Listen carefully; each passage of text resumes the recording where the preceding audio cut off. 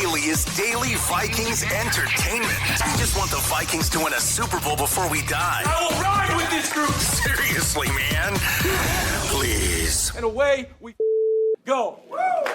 Yes, it is a Wednesday, which means write that down predictions. The only show in America Write this down. that's dumb enough, innovative enough. I don't know what the word is, but we're the only show that puts percentages and statistics next to our predictions here. This and the OG edition of Write That Down over on Mackie and Judd, the OG Score North podcast. So before we get to the accountabilities, by the way, Carson Wentz officially starting. We have not talked about that yet because it happened after our Tuesday State of the Vikings recording, but you get Mr. Thursday Night himself. Judd and I were talking about this, AJ. Did you know Carson Wentz is the greatest Thursday night quarterback in the history of the NFL? 7-0. 7-0 on Thursday night. Yep. Actually, that's his actual. We're going to start JJ McCarthy. I think we can wait a week for Mr. Thursday Night to do his thing, okay? I can't wait for the inevitable masterclass on Thursday night, and then we get a week and a half of wait, should they actually start McCarthy again? Wait, you hit on a great idea. Thursday night game. Masterclass, those online courses where the top, Bobby Flay teaches you how to cook. Daniel Steph Legrand Curry teaches you how to play poker. Yeah. Yes, which I watched that entire one, and the Phil Ivey one too. Carson Wentz teaches you how to spin it on a Thursday night. Masterclass.com. And you think about the history of this league. Bart Starr on Thursdays, not better. Namath, no. Unitas, no. It's Carson Wentz. So this league, those Thursday night games, I think they go back to the Chicago Decatur's days when we were playing on Thursday nights. Al Michaels called those too. Were those on Prime back in the early 60s with Johnny Unitas, or were they on what streaming platform were those on? I think they were on Paramount back then. Oh, Paramount Plus. Because CBS was around. Quick Trip is not a streaming platform, but you can fuel up there to start your Wednesday if you so choose. You certainly can. And guess what?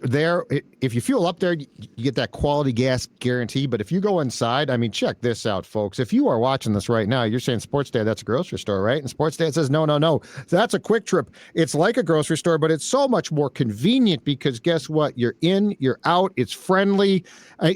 This is the nice thing, too. We've all been to so-called convenience stores where we get up to the front and there might be one cashier there and they're all backed up. Or there might be a cashier in back and you have to wait. At Quick Trip, you do not have to wait. Friendly service with a smile, outstanding. And I didn't even talk about the sweets that you can get there, which are great if you need a snack. Quick Trip is the place to go. And North American Banking Company powers these predictions every single Wednesday. A Minnesota-based banking company since 1998. They have 6 locations in the Twin Cities.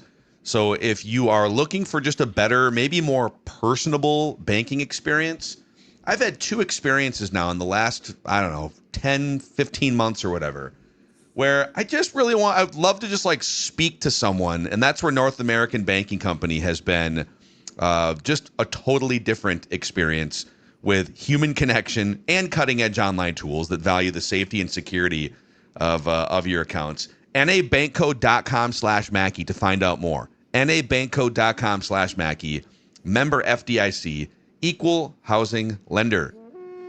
All right, guys. So we got AJ filling in middle of the week here for Paternity Dex, who will be back for Ventline tomorrow night. You guys have collaborated on your maybe, I don't know, or it's a dictatorship, whatever, quarterback cesspool challenge. But here's how Write That Down works. 3 Vikings or football-related predictions from everybody on the show each week. They got to be quantifiable in some form.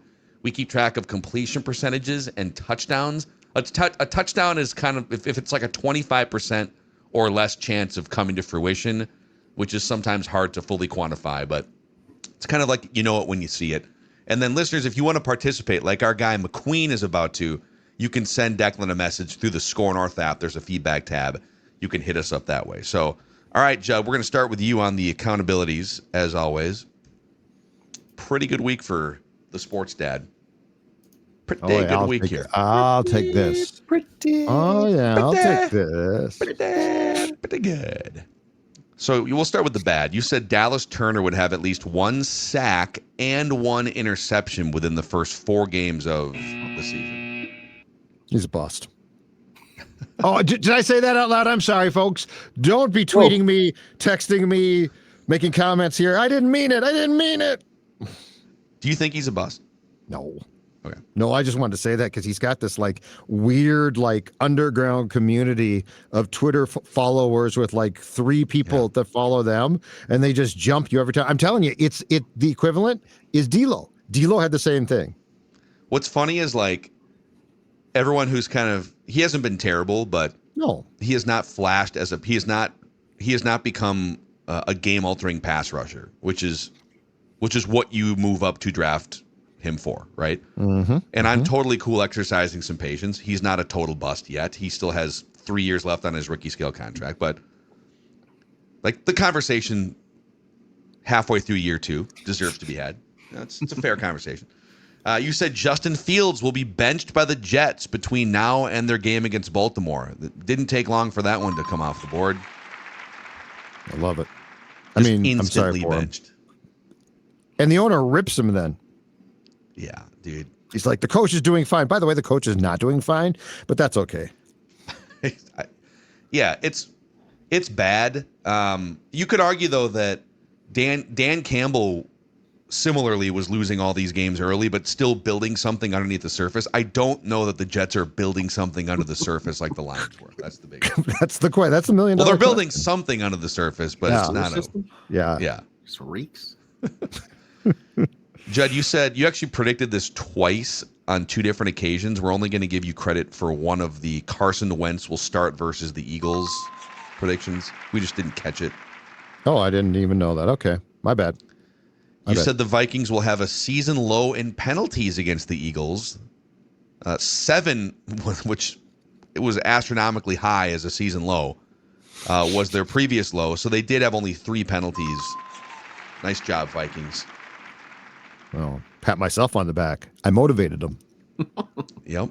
Thank you. All right. Thank you. A lot of red here. We'll start with the bad for me. I said Isaiah Rodgers would be part of a takeaway against the Eagles. He was part of a couple things against the Eagles, but neither of them good. Not a takeaway. He was part of a couple breakaways. Yeah, that's true. The Vikings would win against the Eagles and have more rushing yards. They lost. I said Ryan Kelly and Brian O'Neill would both miss at least the Browns and Eagles games. O'Neill coming back with that knee brace. Not bad. He's tough. Vikings would win their next 2 games. Vikings would be leading the division coming out of the bye. And Jeff Okudah would intercept a pass within the first 6 games of the season. Ooh, yeah. But I told you Blake Brandel will start at center against the Eagles, and PFF will give him a grade above 50. 51.1. Oh, my God. You got your teeth. That's a high wire act by you right there. You are very fortunate too. Like one more bad play, and that sucker was in the 40s. And then I told you before the season that the Panthers would be at least 4-3 in their first 7 games as a sneaky competitive team. They had to win 3 straight to get there, but they did get there. So the listeners, led by AJ, by the way, who's about to get his own category here. We're close enough on the sample size, but you are currently competing on behalf of the listeners, AJ. All right. You said the Eagles would not score against the Vikings using a tush push. They scored just bombing the ball down the field, basically. Yeah, I knew that. I just didn't want to give away the entire game script. So yeah, you saw it. Tanner said the Eagles will have an unsuccessful tush push against the Vikings. I'm going to count the penalty. Okay. Unless you guys want to fight that on behalf of Tanner. You are being very, very listener friendly, but I will not fight that. I will not. I mean, like by the letter of the law, could you, if lawyer Chase was in the room, would he say that it was technically not a play? It's no play.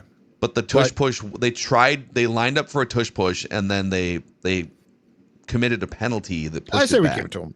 Okay. I like your spirit. All right. Daniel said the Vikings would have fewer than 8 penalties against the Eagles. And then AJ, you're going to get a touchdown for this, Age, because of the timeline. You said Carson Wentz will have a multi-interception game, which that in itself would not be a touchdown. But you said before J.J. McCarthy returns, and that's a tight timeline. So we're going to give you the tud, dude. I might just double down on that one again here. You never know. You should just keep You might riding as well. it. You might as well. Let it ride, fellas. Again. Hit me. Sir, you busted a half hour ago. So you're showing 26. Yeah. We're out of cards, sir. Please leave. Declan said J.J. McCarthy will start for the Eagles, start for the Vikings against the Eagles in Week 7. Did not happen. So on the season here, I'm kind of creeping down. I was around 50% for the majority of the year, and now we're kind of creeping down. I'm below 43%. Listeners at 35.8, Judd 35.5, Declan 33.7. All of us are tied with 8 touchdowns so far. So tight battle there. Career stats dating back to 2021. Declan 36.4%. I'm at 34.8. Oh, look at that. Woo, look at that race. 25. Yeah, you and I are like jockeying for second place here. And then the listeners with 68 touchdowns lead that category for the career stats. So, by the way, we don't show this very often, but in terms of the all-time, the season runs from Super Bowl to Super Bowl. Declan, 3 consecutive years as the completion percentage champion. The listeners are the defending touchdown champion, and that has changed hands. There hasn't been a back-to-back touchdown champion ever in the 4 years, now 5 years we've been keeping track of stats here. The disrespect to my name in the touchdown titles is very hurtful. The disrespect? Well, you got to throw more touchdowns, and you'll earn your respect. No, look at that. Well, yeah, I guess so. You got to stop handing the ball off, Judd. Never mind. Yeah, I know. You're right. My bad. The reason why you're not on that list is because of you not throwing enough touchdowns. Some accountability. Oh boy. No. Are you kidding me? Not in my locker room. No, okay. There's no accountability. I'm pointing fingers. Speaking of a man who is not shy about holding the Vikings accountable, let's bring our guy in here, McQueen, making his return. To write that down. He's up early. We're recording this early West Coast time for McQueen. What's going on, dude? Hello, friends. Is it good to be alive on a Write That Down Wednesday or what? Oh, God. I love the vintage Kirk Cousins, Ivan Drago, if he dies, he dies. T-shirt. We just got to win one before we die, and if I die, I die. Love but it, we'll man. get there. Great. Do you have just kind of random Vikings jerseys hanging on clothes hangers throughout your place? Yes, absolutely. It's going to go widescreen. J.J. McCarthy, Justin Jefferson. There's a pile behind that with, I have a black Randy Moss jersey, Antoine Winfield, Dante Culpepper, and very nice stitched game jersey. Do you change them? Like, there's one that you wear from 9 to noon, McCarthy, and then you go old school Winfield from noon to 2, and then you change it again? I sleep in the Winfield. I would say usually Monday through Wednesday we do J.J. McCarthy. Then I mix in Harrison Smith. I do have a Color Rush Kirk Cousins that works in usually every other Thursday, I would say. Okay. Yeah. Oh, I love this. I'm going to go widescreen one more time here on McQueen. I want America to normalize using clothes hangers to hang your artwork around your place. Yes. I'm not allowed to drill the walls. So just like a thumbtack and a clothes hanger, and you can hang jerseys, you can hang plants. I love this. It's efficient. It's the most efficient way to hang stuff. Like you could get those framed, right? And then you got to put the nails in the walls and frame everyone them. gets them framed. I'm with McQueen here. It's effective. Can tell which team he likes it. If to Phil's point, more people did it, guess what? We wouldn't look at it as being, well, there's a hanger on there. I'll tell you what, if there's going to be somebody on this show that gets their security deposit back, it's the guy on the right side of the screen. That's for sure. That's right. Amen. And I respect I'm a visionary. Yes. That's right. It just is what it is.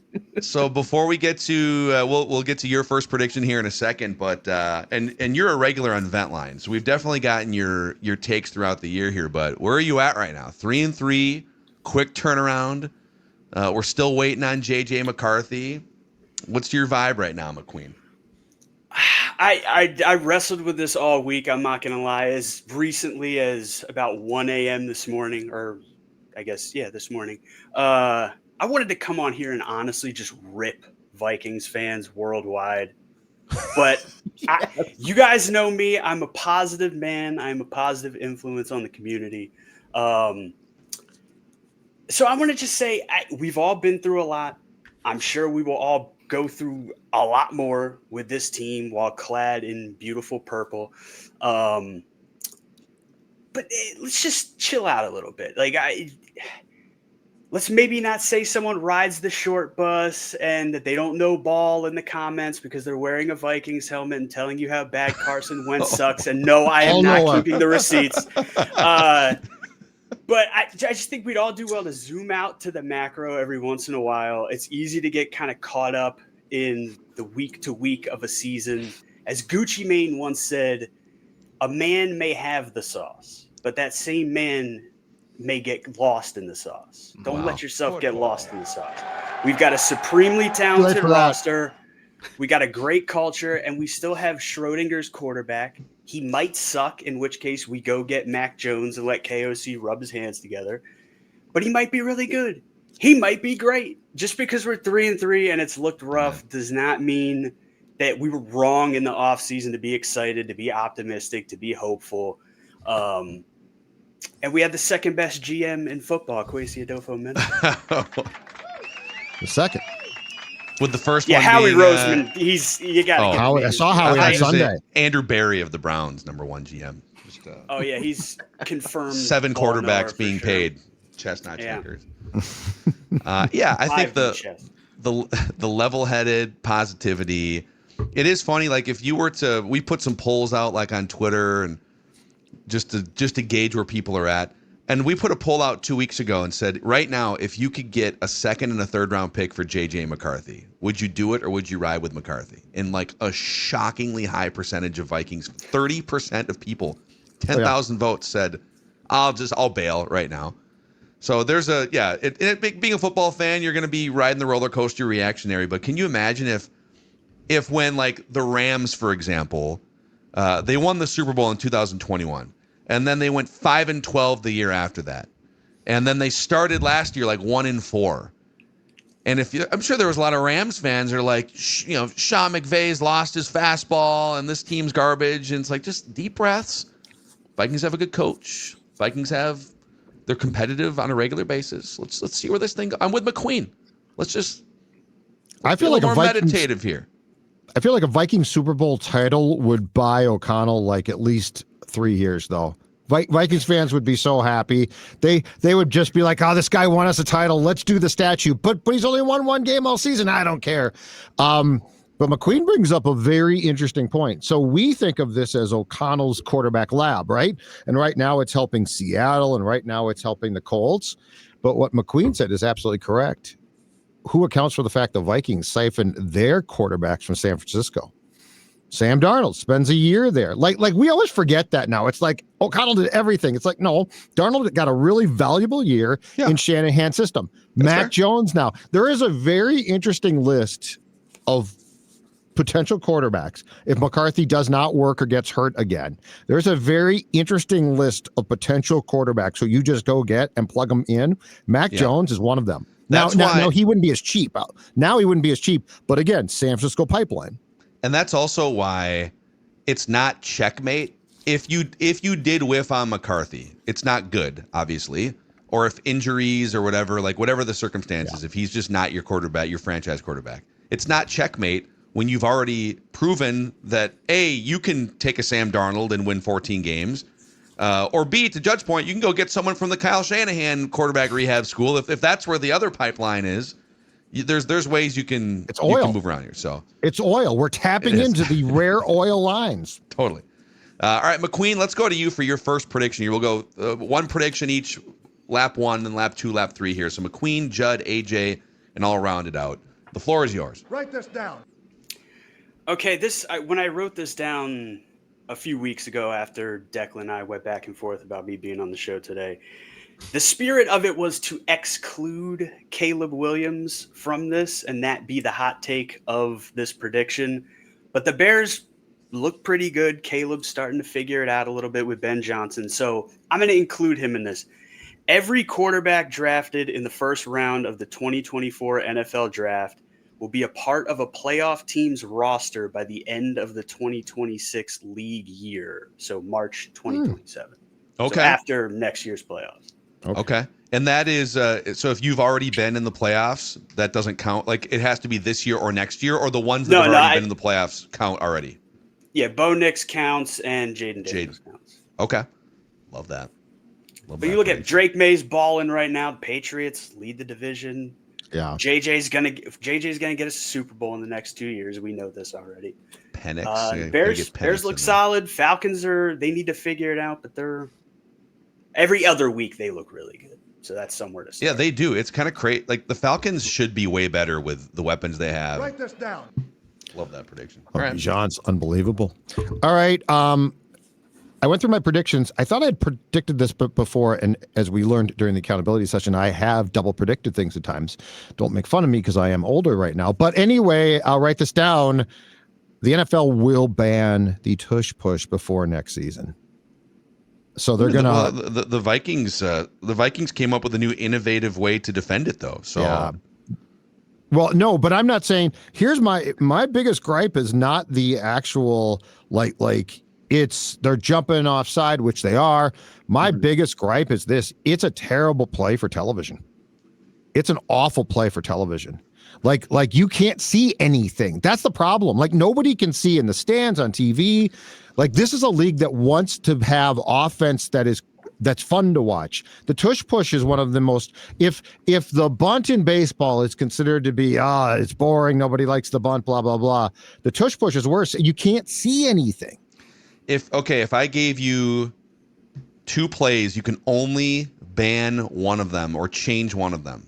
Sure. The tush push or the onside kick. Which one are you addressing? Oh boy, I love the onside kick addressing because I'd go to, and I saw they're going to discuss it again. They took the Phil Mackey, Chris Long plan from 10 years ago, and they're talking about it publicly now. It's the 4th and 15 or whatever. They've talked about it before, and they dismiss it every time. Like the league doesn't like. I think the league office likes it. I think the league itself doesn't like it. But it's like, why wouldn't you? I would do onside kick first, tush push second. Because I do think I would do the onside kick and do the 4th and 15, which you and Chris Long have I think broached like 5-6 or more years ago. And then I would do the tush push the next year. But yes, both of them are great. Both of them need addressing. Onside kick is 4th and 15 would be great TV. Tush push is terrible. You cannot see anything. I'd go a little longer than 4th and 15. I think what we actually did the math on the percentage chance you have to convert at each distance, and I think we landed on 4th and 17 or 4th and 18. So it's kind of impossible when you think about it, but also gettable. It's not a 4th and 30, and that's what the onside kick used to be, where it's like, okay, when you can get kind of a running start, you have maybe a 20%, 15% shot at it. Just quickly, do you know what the biggest problem with the whole thing? It would be penalties, because you would have a defender freak out. And so like it's not the completion that scares me or should scare you. It's the defensive PI. Yeah, it's officials. Yeah, it's officials altering the game in a high leverage spot. It's very throwing the flag. AJ. So the Vikings activated Aaron Jones to come back from IR yesterday. And I'm going to say, write this down. Aaron Jones in his first game back from injured reserve will have 5 or more receptions. He's going to get heavily in the pass game. They're going to dump it off with Carson Wentz like it's no tomorrow. And if not, it'll be next week with J.J. McCarthy as a little safety blanket to dump it off and check it down. I was going to say, based on the evidence from last week, I don't know that your guy Carson's going to be finding Aaron Jones 5 times with his troubles with those flat routes. Can he catch it with his feet? Is that an option? Yeah. And Jones is not back for sure. So they started his 21-day window. A lot of people think he will play on Thursday night, but that is not a given yet. He's probably not playing on Thursday night, I would think, but we'll see. Write this down. Write this down. Max Brosmer takes at least one snap against the Chargers on Thursday Night Football.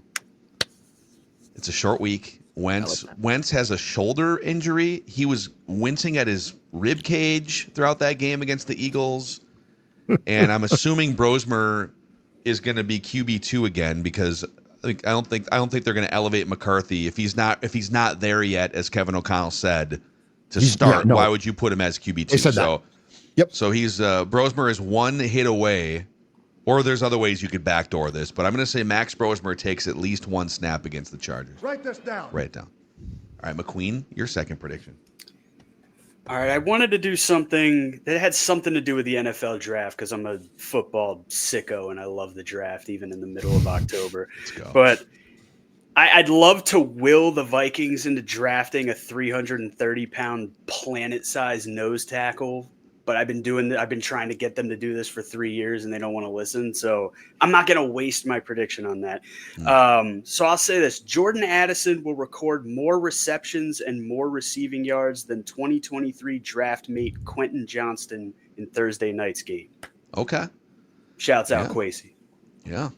Quentin's like showing a little, it looked like he was going to be a planet-sized bust there for a minute. He's showing a little bit of juice, but he ain't no Jordan Addison. No Jordan Addison. All right, Judd, what's your second prediction? Carson Wentz on Thursday night will throw at least one pick within the first half. He'll throw a pick in the first half. Okay. Does he have to? Unfortunately, I think he does. So he'll have an INT in the first or second quarter. It's awfully negative. Write this down. Awfully pessimistic. Well, considering my prediction, which you'll all find out eventually, I'm not exactly positive right now. AJ, your second prediction.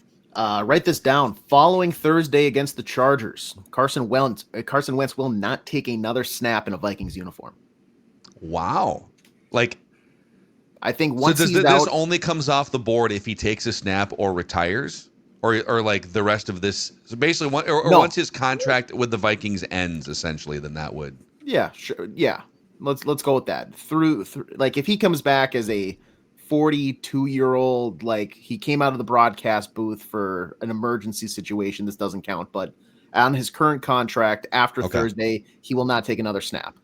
Okay, because I could see a world where like he doesn't play again this year. McCarthy starts, plays every snap, stays healthy, which would that would be great if he could just play some games. And then they like Wentz enough to bring him back as like the veteran backup or something next year. So the contract date would put an end date on this. Write this down. All right. Okay, write this down. I'll bring some positivity. Not necessarily for Thursday, but I'm going to look ahead. J.J. McCarthy will throw a touchdown pass in the first half against the Lions. In their next game against the Lions. J.J. McCarthy will throw a touchdown pass. It's a parlay. I'm saying J.J. McCarthy will play against the Lions, and he will throw a touchdown pass in the first half against the Lions. Write it down. Write this There you down. go. That's right. Positive Phil. Just popping his head. Yep. Love it. Yep. Yep. Yeah. Well, Jilted Judd tries Love to it. bring our Love it. Love it. AJ, very positive himself. Yeah, it's amazing. McQueen, third and final prediction. What do you got? Write this down. All right, I'm going to give you two, and you can choose if my bonus one goes on the record or not, but it just needs to be said out loud for the entertainment of myself and others. But for my first and final official prediction, I want to give you the emotional hedge. I am a betting man, and one of the keys to betting on Vikings games is you have to emotionally hedge. I just won a bunch of money last weekend betting on the Eagles. I also have a prediction still on the board from last year that J.J. McCarthy will beat either the Packers or the Bears in his first start and the Lions in his first start. Yeah. So this sort of hedges that. The Vikings will lose their next two games and or they will lose at least 3 of their next 5. Okay. Wow. So if they go 3-2, I lose, but we're above 500. So yeah. Okay. So you're trying to will this. So you want to be. You're trying to will this. It's the old reverse jinx. Yeah, I would love to be wrong. I've done love this. to be wrong. I got you. Okay. That's good. Okay. And do you have another one too? Yeah. This is my bonus if you want to take it or not. But in lieu of us playing the Chargers and Jim Harbaugh on either the Monday or Tuesday episode of O-Line Committee next week. Alex Boone will be fined for Stockholm Syndrome, and or Jeremiah Searles will use the phrase Daddy Harbaugh. Yeah, I think this is. Let's definitely put that one on the record there, Age. All right. I think it's going to wind up being a gimme for Daddy McQueen. Harbaugh. It's automatic Daddy for the Harbaugh. listeners. We got the completion percentage up this year. We got to keep going up. It's a good. We It's want it a all. check We're down, but coming it's for it a great viable prediction. So McQueen, awesome stuff, man. Since you've got this life altering platform once again here, is there anyone you'd like to shout out in your life? Yes, I would like to shout out a talented, ascending young 22-year-old man by the name of Dallas Turner. Judd has referenced the cult of people on Twitter. Now, I'm not on Twitter, but I am a part of the cult, the cabal, the secret society of... Now, it's not really a cult. It's more of a film study group called Ball Knowers. But if you watch the tape, Dallas Turner is actually a pretty damn good player. He's asked to do a lot of different things. I don't want to hear about Jared Verse. He is a 4-3 hand in the dirt defensive end. He rushes the passer. He does not fit what Brian Flores wants to do. But Dallas Turner is asked to do a lot of stuff, and he has made a marked improvement in every area from his rookie year. We're only 6 games into year 2. He's shown improvement across all areas. Let's just be patient. He flashed. I thought he flashed against the Eagles a handful of times, personally. But He was in the mix a couple times. He was in the mix. Yeah, he's a good young versatile player. You don't notice him because he's not getting burned in coverage. He's getting pressure. He's got an above average pressure rate. Let's not call the man a bust. He's not. I can't believe Judd called him a bust. It is crazy. Yeah, the Judd has already. And I tried to run him right out of town, and it was unfortunately it didn't work. But I tried. I was like, this guy's got to get out of town right now. Yeah, you were at his house ready to drive him out of town. Yeah, he has improved. I will say that. He is he's not a bad player. Someone brought up the Garrett Bradbury comparison, where he's like, I think he's better at his position now than Bradbury was in like year 2. So we're just kind of waiting for that. What's that next level of game alteration that you drafted him for? I feel like there's a difference between calling a guy a bust and critiquing. Yeah. Not in 2025. Perhaps there's McQueen, no room for that. Perhaps McQueen, you've been a bit too sensitive about the critiquing of Dallas Turner. No, I Judd, I think you're fine. It's just there's people out there legitimately saying this man is a bust and we need to get him off the field. Well, These people are out of control. We got people calling J.J. McCarthy a bust, and the dude's played 2 games. Well, don't even get me started on my godson, J.J. McCarthy. I thought Store's godson. It's ridiculous. No, he's Store's biological son. He's my godson. Oh, okay. I was gonna say how many parents does this guy have? Godparents. Uncle. McQueen, awesome stuff, man. We will see you on Event Line sometime in the near future, and keep innovating with your clothes hanger artwork in your palatial estate. That's awesome. I am a visionary. I am a revolutionary. You are. And great hair. I am McQueen. Thank you, guys. Carson Wentz is the Thursday night Messiah. Make no mistake. Hey, get it done, baby. Anything for the dub. All right, McQueen, we'll catch up with you sometime soon here. Before we make our final predictions, get to a quarterback cesspool challenge. And I'd love to, if we have time at the end, I'd love to show you maybe like one of the plays from the trenches episode, because I feel like me and the audience, we always learn something when Alex Boone, who actually played 10 years in the NFL, started in a Super Bowl, when he can kind of poke at things and say, actually, this is what actually should happen here. But Running Aces is a really fun place for friend gatherings, for just watching sports even. Running Aces up 35 just on the north edge of the Twin Cities, and they got some fun events coming up, in addition to the regular stuff, poker, blackjack, not your typical casino scene, by the way. Smoke-free, bright, energy-filled. And this Friday from 5 to 7:30 p.m. in the Running Aces parking lot, it's their Trunk or Treat event. Music, games, food trucks, trunk or treating. If you'd like to register your car, you can use the registration link on the website, runaces.com, and Running Aces will be supplying all the candy. Free admission. You can dress up, bring your family. And then in a couple weeks on November 5th, a Wolves watch party. Running Aces is hosting a watch party during the Wolves game on November 5th. So find out more information at runaces.com. Awesome, fun place to hang out. Judd, Padres is another fun place to hang out. We had a great vent line, and the game was kind of a dud, but we had a good time there for that Dublin game a couple weeks ago. Yes, indeed. And here's why I want to talk to you. Sports Dan wants to talk to you about Padres, because you know what? Padres is kids. Padres is a place that makes beer that tastes like beer. Padres, I keep coming back to this, but it's important. It's 2025, and a lot of beer places are trying to reinvent the beer wheel. That is unnecessary, because Padres knows exactly what they're doing, recreating Irish classics and doing a great job. My personal favorite, the Red Chimney, which I've been talking about for months now. You've got to try. And also Patty's Premium, a great sessions beer, a great beer to enjoy with the game. As Phil said, we were there a couple of weeks ago for a watch party. It's located in the old Land O'Nod factory, the corner of Broadway and Central Avenues Northeast. Their beer also available in more than 200 liquor stores in the Metro, Rochester, and Mankato. So check them out on Facebook or Instagram or their website, padregs.com, making beer that tastes like beer, which is how God meant beer to be. That's right. Minnesota Rusco is how God meant your home to be remodeled since 1955. I know that. Wow. Yeah, that's right. God's that's right. Well, I guess, technically the timeline doesn't quite add up, because Minnesota Rusco is only 70 years in business. God's a little older than that based on projections. But Cody and Casey do an awesome job at Minnesota Rusco. And with 70 years of experience, you can count on Minnesota Rusco to provide all of your interior and exterior home improvement needs. And this month in October, as they celebrate 70 years in business, they're offering you 70% off all labor on everything that they sell.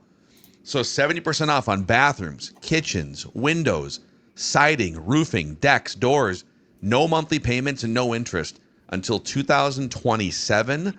So take advantage. Whatever that thing is you've been thinking about, the new deck, the new kitchen, adding a bathroom, whatever it is. If you're looking to make your remodel a reality, turn to the experts at Minnesota Rusco and minnesotarusco.com. Okay.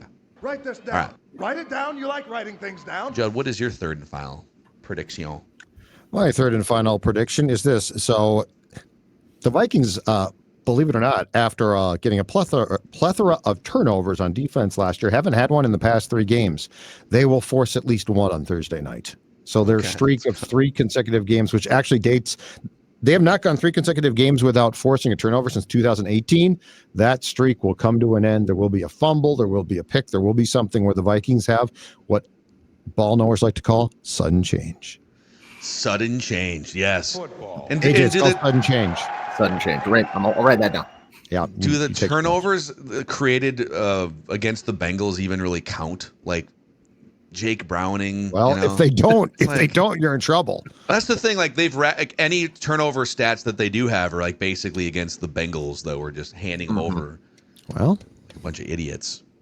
So let's get some turnovers against like a real quarterback. I like how you took my prediction and sort of lashed out. That's not positive, Phil. I like this guy. I think this is a defense that's supposed to be generating, like the point of the defense is to create chaos and generate turnovers.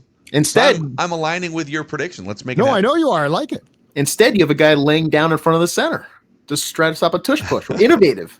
I really wanted to see what that looked like. Like, give me 4 or 5 tush pushes against that new innovative defense. We're never going to know now. And it almost worked on that. It was a grind to get that yard on the first one. You think another team? I think another team's going to steal that, though. Yeah, I agree. Like we'll see the fruits of Brian Flores' labor, just not in purple. And it can't be a player that matters much to you, all due respect to Tyler Batty, because you're exposing like your entire rib cage, and it's ripe for you to get hurt. They're basically just saying, we need a guy on the fringe of the roster to lay down on the tracks and just like stop the train from moving forward. And you're probably going to die, but it's going to be worth it because he's got to be nuts, like completely nuts. Yeah, a little psycho. Okay, AJ, what is your next prediction? My final Write prediction. this down. I think when he comes back, that leg's going to be healthy. He's going to be rejuvenated. He's going to be young and spry. So I'm going to think, write this down, J.J. McCarthy in his first game back will rush for a touchdown. Okay. He showed the scrambling ability against the Bears. Oh boy. You know, Now that line is not looking better and better by the week. So he's gonna scramble. He's gonna get in the end zone, and he's gonna bring us to the promised land. I did ask him a couple of weeks ago, going through the whole thing about who's going to start. Who's going to start against the Eagles? You don't know. And both JJ and Carson Wentz spoke as the pseudo starting quarterback on before that game. And I said, are you going to run as much now? I mean, clearly and he said he's going to pick and choose more. So we're going backwards a little bit, but I could see a touchdown, like a touchdown, just sort of going through the line. That's one of those things that these young quarterbacks, Baker Mayfield was kind of like this when he first came in the league. There's being mobile in college and being athletic and being able to be a running quarterback in college. And then there's the NFL where those linebackers and those defensive, even the defensive linemen, the Dexter Lawrences, those dudes are fast. Mm-hmm. Those dudes are tracking you down.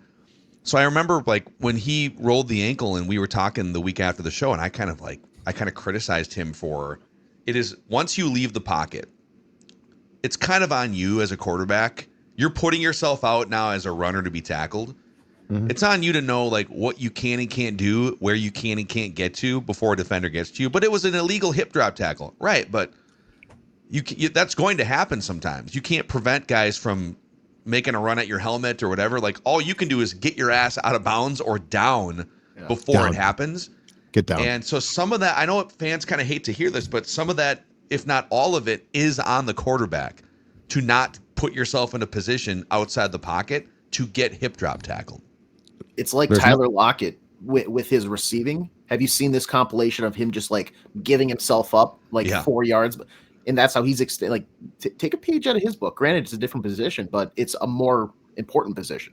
But QBs can also just slide. Just slide. Yeah. That's if you can get 8 yards, 8 or 10 yards, but at 10 yards, you're going to get smoked. Just slide at 8 yards. Yeah. Write this down. Okay, final prediction from me. So some sad Purple Daily news last night. Purple Daily was a finalist up for a Marconi Award again. It was the fourth time. I think it was the fourth time. 4?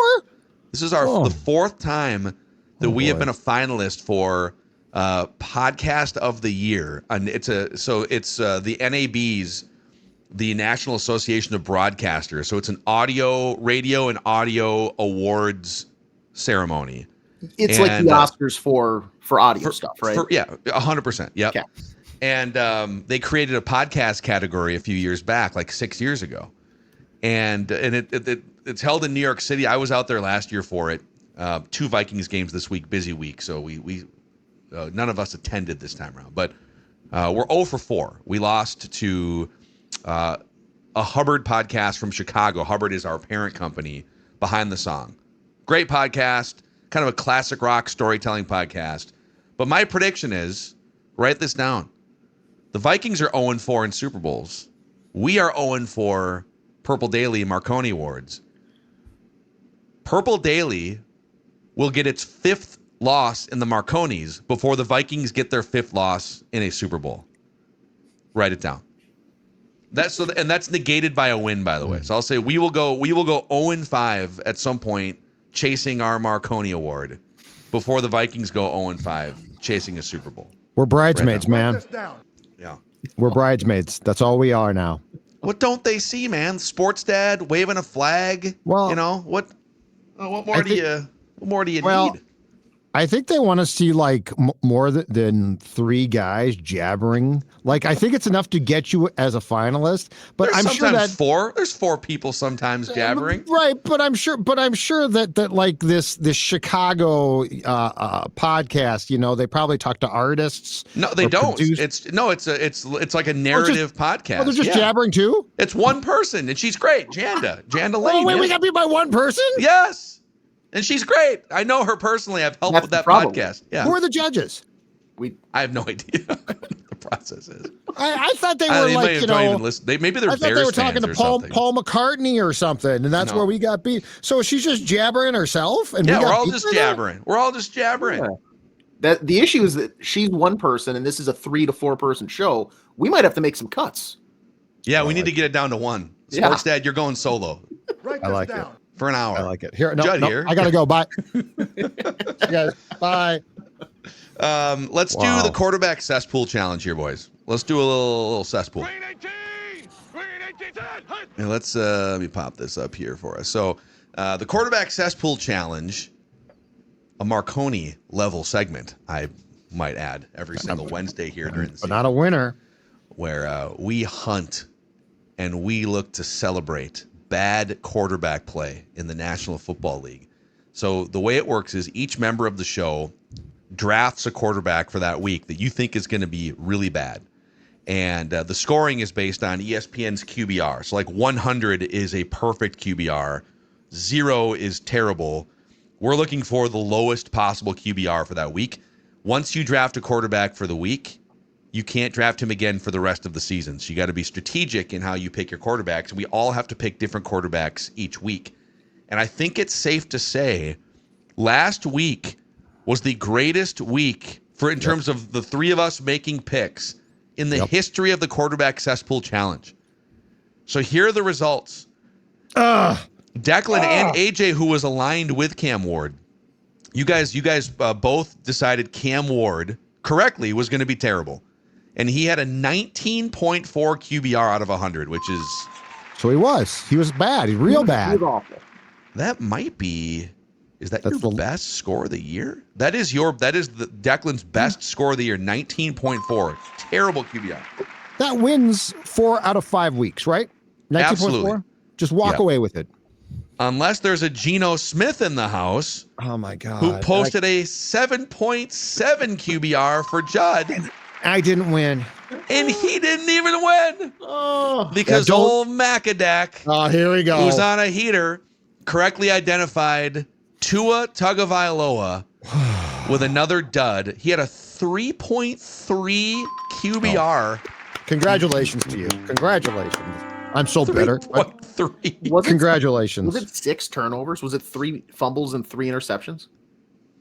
It was. That sounds about right. He's Yeah. at 10 picks on the season, I think. He's at 10 picks already. And didn't old Mikey Capriz, his head coach, Yes. didn't he say like we gotta maybe if we stop throwing 10 interceptions? Yep. They're like Yeah, they clearly hate each other. Yes. And Brian Flores was clearly right about Tua. Yeah. Sorry, he had Yeah. 3 carries, not 3 fumbles, but he had Okay. 3 interceptions. Yeah.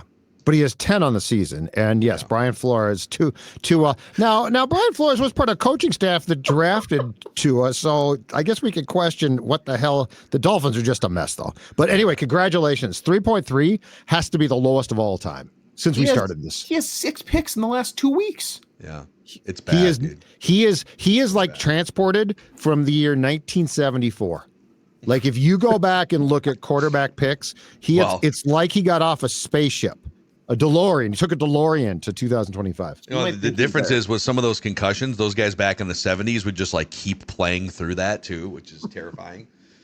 But yeah, so 3.3 QBR. And so for the season, I now have 5 weekly wins. Judd and Dex each with 1. I'm on a heater here.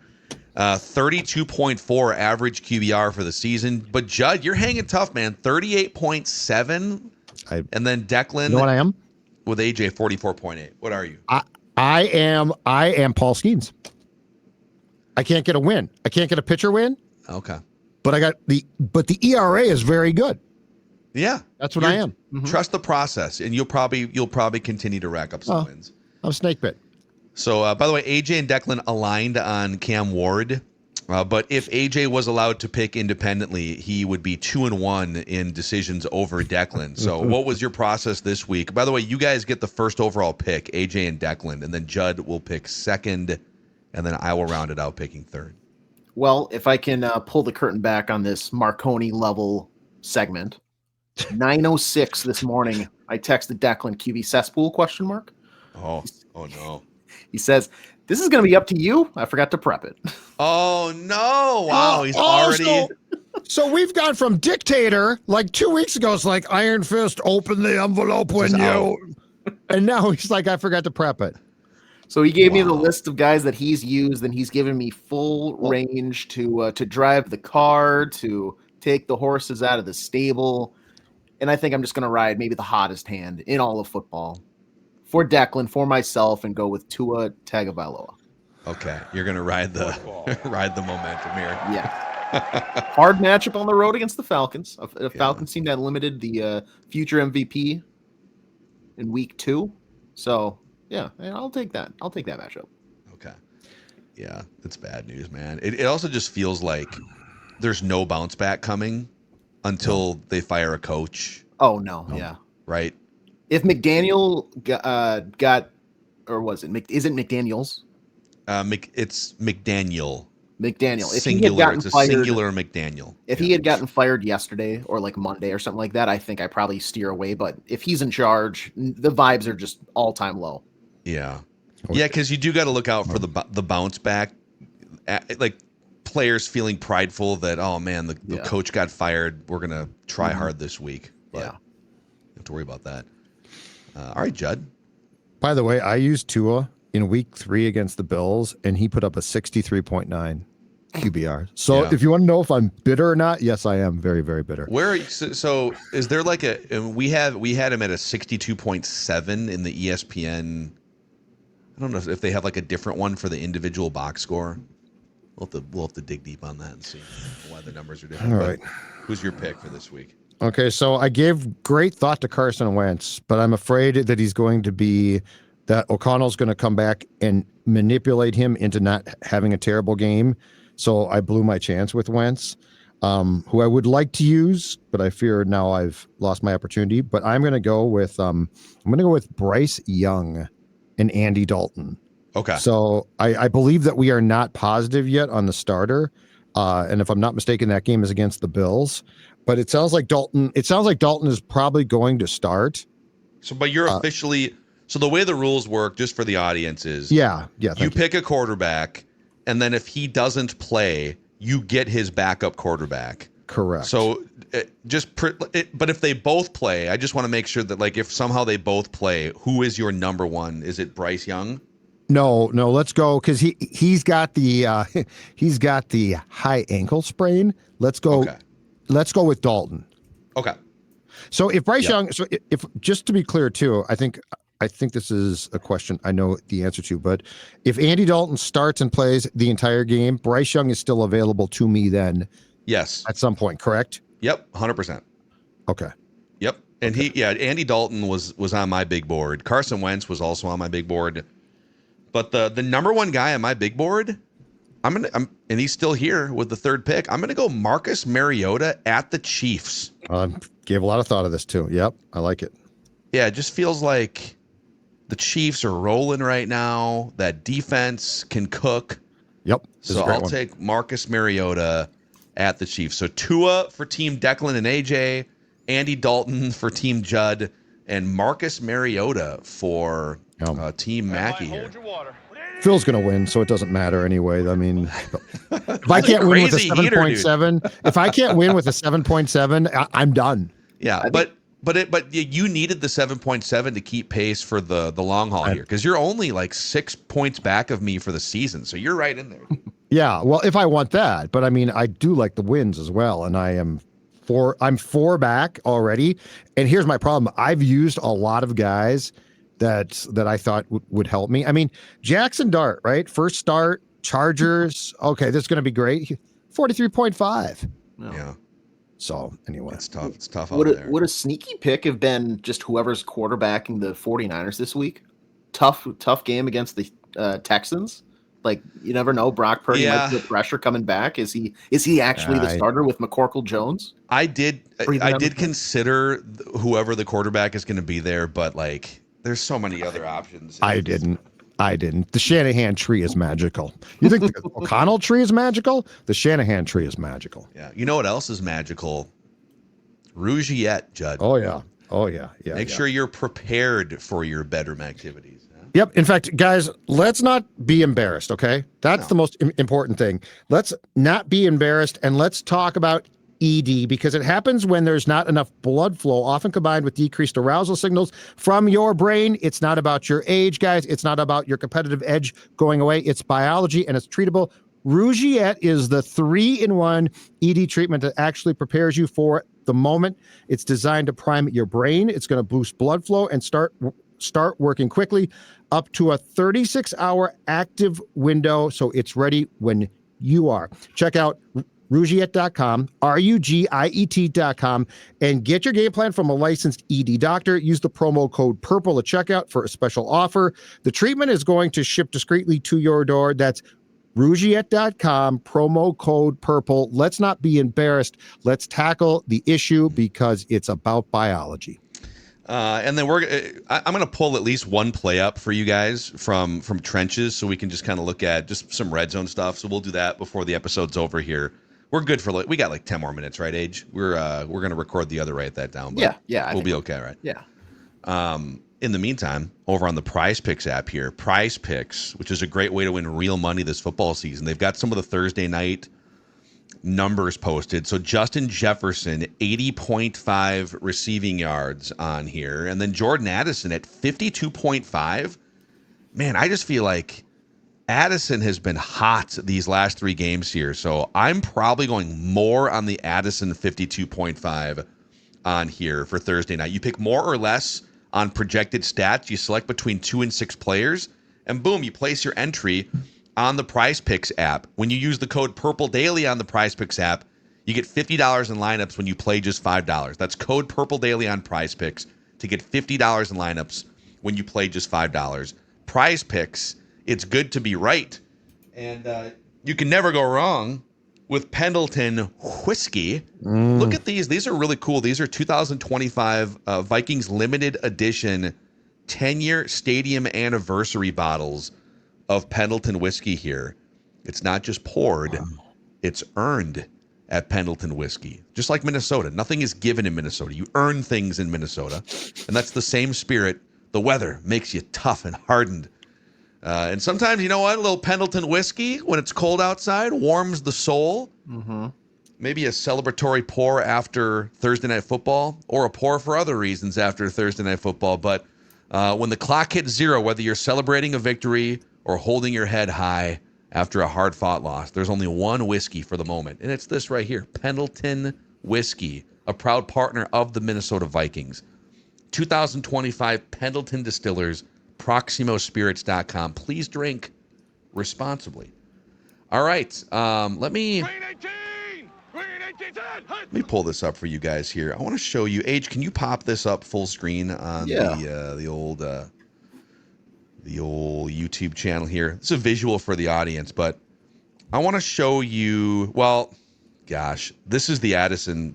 I'll show you 2 things here. This is the Addison miss from the wide angle. So look at this play. I love this motion here. So Addison motions kind of across the face of Carson Wentz. Yeah. And pulls, I believe it's number 48 here, pulls him kind of into the box. So then when he runs back out, he's got leverage. He's got, and by the way, Jefferson and Cooper DeJean here are going to carry out this way. They're going to clear out for Jordan Addison to run this route around to the left. And 48 is peeking in, respecting this fake handoff to Jordan Mason here. So he is out leveraged on the outside as Jordan Addison flies by with that pre-snap motion. So just to see it one more time, you got 48 lined up on Jordan Addison in the slot, but they're also being mindful of a handoff to Jordan Mason here. So the motion brings the linebacker from the slot into the box, and then Addison motioning back out. Like, boom, this is a touch. Look at this. Yeah. This is a touchdown, or at least maybe down to like the 5-yard line. Yep. Great play design. Where is that ball? Did Addison not run a flat enough route? Did Wentz just miss the throw? It's tough to judge unless you're in the room having a conversation about what was supposed to happen here. But like, if he catches that he's for and maybe he gets tackled by the safety here, but like that's a chunk gain deep into the red zone minimum. If he makes a guy miss, it's a touchdown. Yeah, you're gonna be inside the 10 no matter what if he hits him in the hands. So that's one of them, and then there's a couple. There's the here's a good example here. This is the where's the let me find the. That's the Here's the wild card. Here's the Wildcat. Well, yep, that's a touchdown. Okay. So when you watch this, and I'll show you the wide angle here, and I'm kind of in a lesser way regurgitating what the brilliant Alex Boone taught us about this, but this is creativity, right? We're going to start off. We're going to line up with Wentz under center. You got, I believe, this is 13 personnel, baby. You got one running back, 3 tight ends off to the left here. Yep. And but Wentz is going to motion out. Got to reset, as we learned last week. Yep. And we're going to direct snap it to Jordan Mason here, who's going to barely edge out this Eagles defense with a bunch of defenders over there for a touchdown, right? Mm-hmm. But as Boone pointed out, and this happened on a couple different plays, when you line up here and Carson Wentz is going to motion out, so he takes 48 out of the play because you have to cover him. So watch again. 48 is in the box, and even though it's a quarterback moving out to the edge, like you can't leave him uncovered, or you could technically throw the ball to Wentz. So Wentz takes 48 out of the box here. Yep.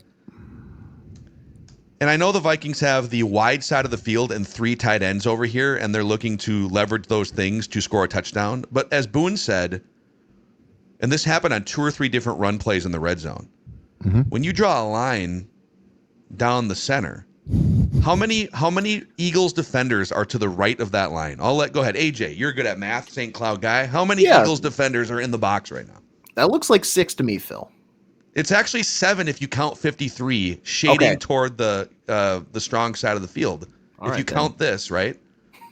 So what Boone was saying is, if you're Jordan Mason even, or if you're the Vikings, if you're like Blake Brandel or anyone, Carson Wentz, anyone could point out, you could double team 98 here at the last second. Blake Brandel could just cut 94, and Jordan Mason could take the easy path into the end zone, which is right here.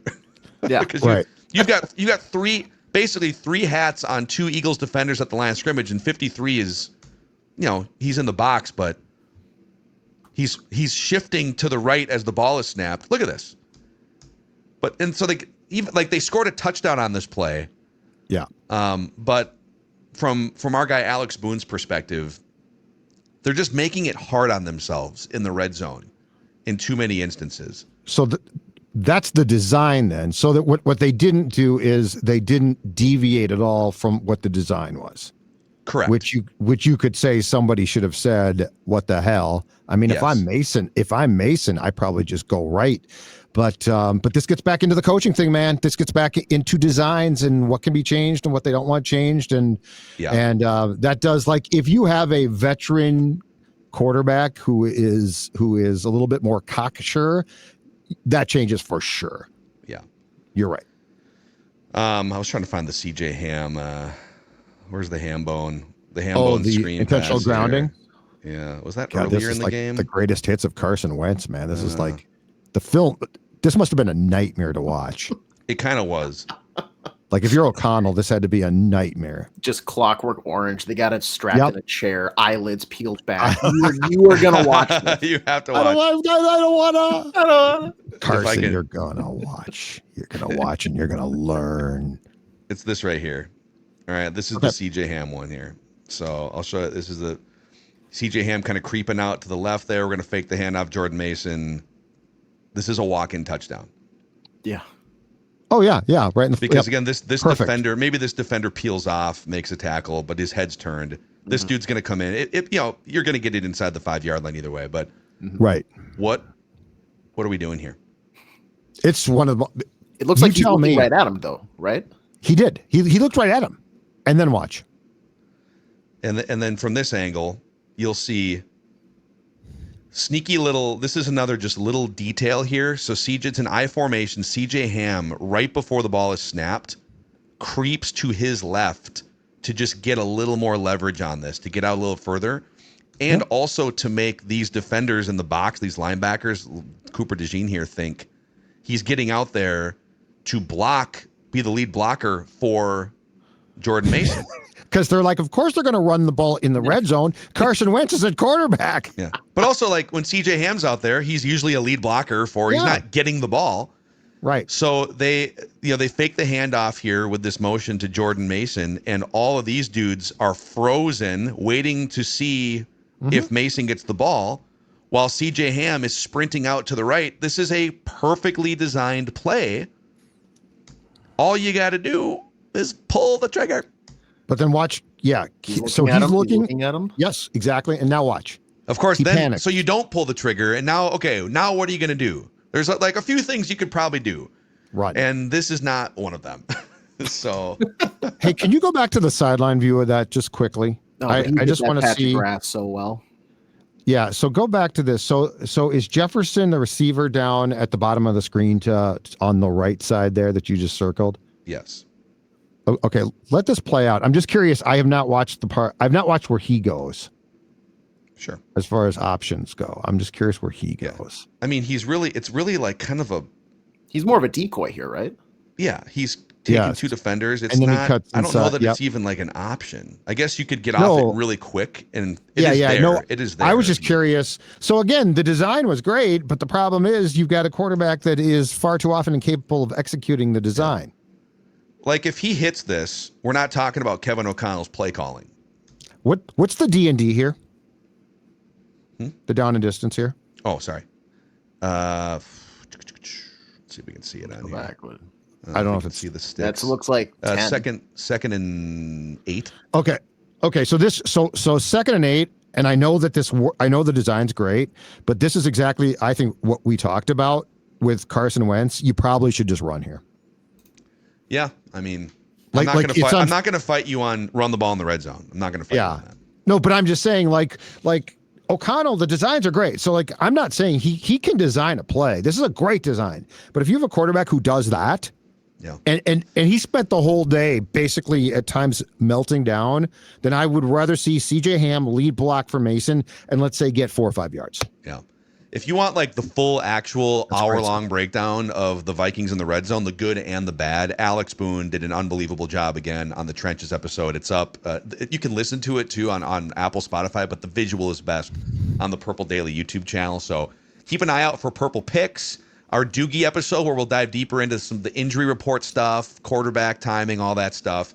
And then tomorrow morning, live Thursday episode, Purple Daily YouTube channel around like 10:45 a.m. Central Time.